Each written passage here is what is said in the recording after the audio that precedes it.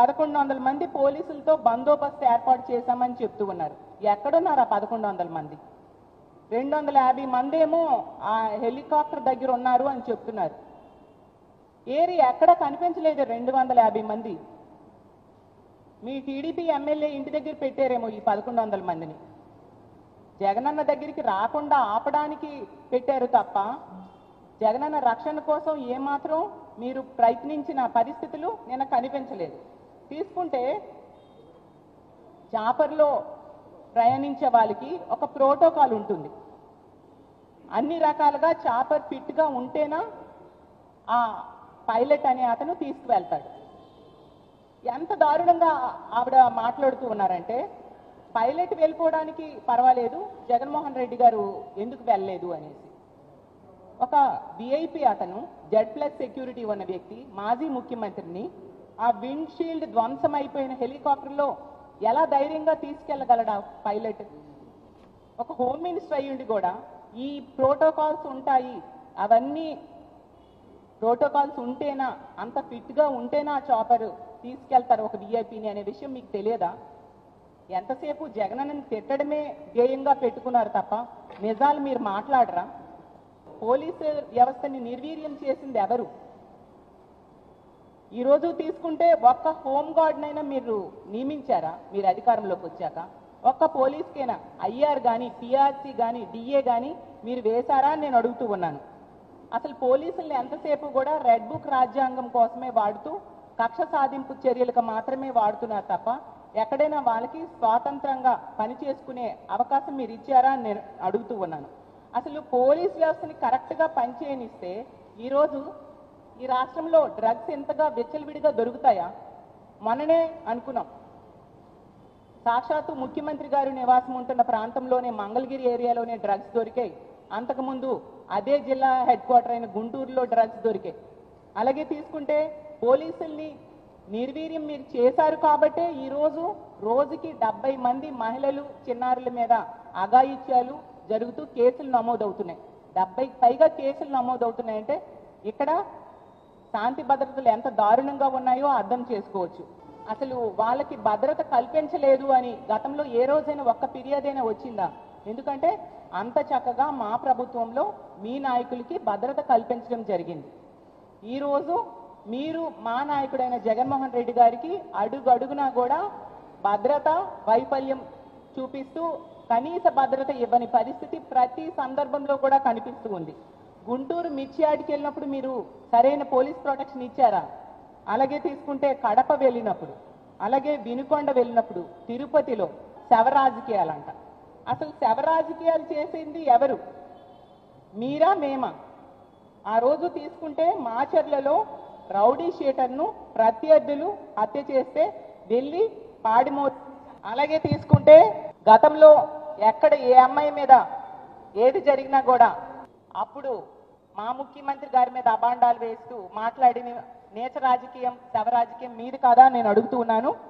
అసలు ఒక ఎస్ఐ స్థాయి ఉద్యోగి మీడియాలో చూడడం జరిగింది, ఏకంగా మాజీ ముఖ్యమంత్రిని జగన్ అంటూ సంబోధిస్తూ ఎంత దారుణంగా మాట్లాడితే అతనికి సపోర్ట్ చేస్తూ ఒక హోమ్ మినిస్టర్ మాట్లాడుతూ ఉందంటే ఎంత దారుణం. అంటే జగనన్నని ఎవరు జగనన్నని తిడితే వాళ్ళకి సపోర్ట్ చేయడమే మీ పనా? ఒక మహిళ ఇబ్బందులు పడి ఇక్కడ ప్రెస్ మీట్ పెడితే ఆమెకు రక్షణ ఉండదని పక్క రాష్ట్రానికి వెళ్ళి ప్రెస్ మీట్ పెడితే కనీసం అతని మీద కేసు పెట్టారా? అలాగే జనసేన నేత కిరణ్ రాయల్ వలన ఒక లక్ష్మి అనే బాధితురాలు ప్రెస్ ముందుకు వచ్చి చెప్పింది, అతన్ని ఏమైనా అరెస్ట్ చేశారా? ఏమైనా చర్యలు తీసుకున్నారా? ఆ రోజు తీసుకుంటే మీరు ప్రతిపక్షంలో ఉండేప్పుడు జగనన్న ముఖ్యమంత్రిగా ఉండేటప్పుడు గీతాంజలి అనే మహిళ ఇళ్ల పట్టా వచ్చిందని సంతోషంగా చెప్తే ఆమె విపరీతంగా ట్రోల్ చేసి ఆమె ఆత్మహత్యకు కారణమైన మీ టీడీపీ వాళ్ళ మీద ఏమైనా కేసులు పెట్టారా మీరు? ఎంత నీచమైన చరిత్ర అంటే మొన్ననే ఒక చిన్న పాప జగనన్న మీద అభిమానం చూపిస్తే ఆమెని దారుణంగా ట్రోల్ చేయడమే కాకుండా తల్లిని కూడా మార్చేసి ట్రోల్ చేశారు. మరి వాళ్ళ మీద ఏమైనా మీరు కేసులు పెట్టారా? మీరు ఆ మహిళల మీద గౌరవం కోసం మాట్లాడుతూ ఉన్నారు. ఈరోజు ఈ రాష్ట్రంలో ఉన్న మహిళలు ఎంతగా ఇబ్బంది పడుతున్నారో ఏ మహిళని అడిగినా చెప్తారు. మహిళలకి రక్షణ లేదు, ఇంటి నుంచి బయటికి వెళ్తే కూడా వాళ్ళకి కనీసం రక్షించే నాదుడు లేని పరిస్థితి ఈరోజు ఈ రాష్ట్రంలో ఉంది. అసలు జగన్మోహన్ రెడ్డి గారికి అంత ప్రజాదరణ రావడంతో అసలు 164 సీట్లు కూటమికి వచ్చాయా, మా వైఎస్ఆర్ కాంగ్రెస్ పార్టీకి వచ్చాయా వాళ్ళకి అర్థం కావట్లేదు. అంత ప్రజాదరణ చూసి వెన్నులో వణుకు పుట్టి ఈ రోజు ఆవిడ ప్రెస్ మీట్ పెట్టడం జరిగింది. ప్రెస్ మీట్ పెట్టడానికి, జగనన్నను తిట్టడానికి ఈవిడికి సమయం ఉంటుంది. కానీ ఇదే విశాఖపట్నంలో మొన్ననే తల్లి కూతుర్ల మీద ఒక ప్రేమోన్మాది దాడి చేస్తే తల్లి దారుణంగా రక్తపు మడుగులో చనిపోయింది. ఆ బిడ్డ మననే మేము పరామర్శ చేయడం జరిగింది. ఆ బిడ్డ చావు బ్రతుకులతో పోరాడుతూ ఉంది హాస్పిటల్లో. కనీసం పరామర్శ చేయడానికి కూడా హోమ్ మినిస్టర్ గారికి సమయం లేదు. కానీ మా జగనన్నను తిట్టడానికి మాత్రం ప్రెస్ మీట్లు పెట్టడానికి ఈవిడికి సమయం ఉంటుంది. అలాగే తీసుకుంటే కంచరపాలెంలో ఒక మానసిక వికలాంగురాల మీద అత్యాచారం జరిగితే ఆమెను పరామర్శ చేయడానికి కానీ ఆ కుటుంబానికి అండగా ఉండడానికి కానీ ఈవిడికి సమయం లేదు. కానీ జగనన్నను తిట్టడానికి మాత్రం ఈవిడికి సమయం ఉంటుంది. అలాగే మన రాజమండ్రిలో తీసుకుంటే నాగాంజలి ఆత్మహత్యకి ఒక టీడీపీ నాయకుడైన దీపక్ అనే వ్యక్తి వేధింపుల వలన ఆవిడ సూసైడ్ నోట్ రాసి మరీ చనిపోతే కనీసం ఆ కుటుంబాన్ని పరామర్శించడానికి కానీ 13 రోజులు హాస్పిటల్లో ఉంటే ఆ అమ్మాయికి మెరుగైన వైద్యం అందుతుందా లేదా, ఆ అమ్మాయి ఎలా ఉందని చూడడానికి కానీ ఈవిడికి సమయం లేదు. కానీ జగనన్నను తిట్టడానికి మాత్రం ఈవిడికి చెప్పలేనంత సమయం వచ్చేస్తూ ఉంటుంది. అలాగే ఈ రోజు ఈ రాష్ట్రంలో కూటమి ప్రభుత్వం అధికారం వచ్చాక రోజుకి 70 మంది మీద అత్యాచారాలు, అఘాయిత్యాలు మహిళల మీద, చిన్నారుల మీద జరుగుతూ ఉంటే వాటిని అరికట్టడం చేత కాదు. కానీ జగనన్నను తిట్టడానికి మాత్రం ఈవిడికి సమయం దొరుకుతుంది, తిట్టడానికి టైం కేటాయిస్తారు. అలాగే ఈరోజు ఈ రాష్ట్రంలో మద్యం విచ్చలవిడిగా బెల్ షాప్స్ ద్వారా ఏరులై పారుతూ ఉంది. దానిని మాత్రం అరికట్టరు, జగనన్నని మాత్రం తిడతారు. అలాగే ఈరోజు తీసుకుంటే గంజాయి 100 రోజుల్లో గంజాయి అరికడతామని చెప్పి ఈ రోజు గంజాయి విచ్చలవిడిగా ఈమె నివాసం ఉంటున్న విశాఖపట్నంలో పెంపకం జరుగుతుంది.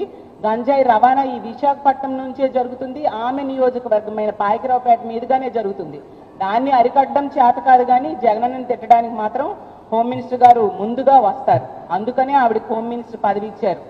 అందుకే ఆ హోమ్ మినిస్టర్గా ఆవిడ పూర్తిగా విఫలమైందని మరీ చెప్తూ ఉన్నాం. ఆవిడ ఒక పాయకరావుపేట ఎమ్మెల్యే మాత్రమే.